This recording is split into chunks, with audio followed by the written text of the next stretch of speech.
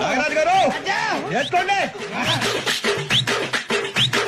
చల్ తమ్ముడు సౌండ్ పెట్టి గిప్ అని గుద్దుతే బేస్ నేల బతకటాడు 10 రోజులు బతకుండా చేస్తుండు లంజ కొడుకు బస్సు పెట్టి వేసు లంజ కొడుకుతో మాట్లాడొద్దు. వాడేందో గాని పథకాలు అనుబంధాల వాడయ్యా అని బోకిల వాడయ్యా వాని దింపులు కాల గాని దిన్న పోతులాగా బలిసి బండి కూర్చొని కూర్చొని ఏసులో కూర్చొని చూస్తుంది లంజ కొడుకు మమ్మల్ని. ఏం తెలిసిందా నాయన ఎంబట గుడుస్తున్నా మరి ప్రభుత్వం ఏంటంటే ప్రభుత్వం అయిందా రాని ఇక్కడ ఆ ప్రభుత్వం సంకరాకి పోయింది మట్ట గుడిసే పోయింది.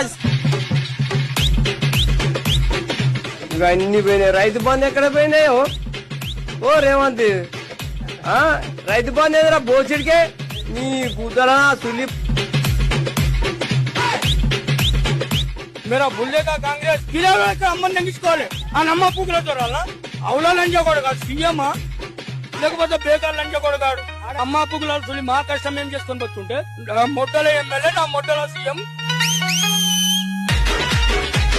గుద్దలు పెట్టుకోమని చెప్పండి. గుద్దలు మలిచి పెట్టుకోమని చెప్పు. గుద్దలు మంచి పెట్టుకోమని చెప్పు. ఏ లంజ కొడుకు ఇచ్చి ఎవరికి ఇచ్చిండాడు లంజ కొడుకు చెప్పు. రేవంత్ రెడ్డి గారు అంతే చేస్తాడు పురుగు పడి చేస్తాడు ఆ లంజ కొడుకు.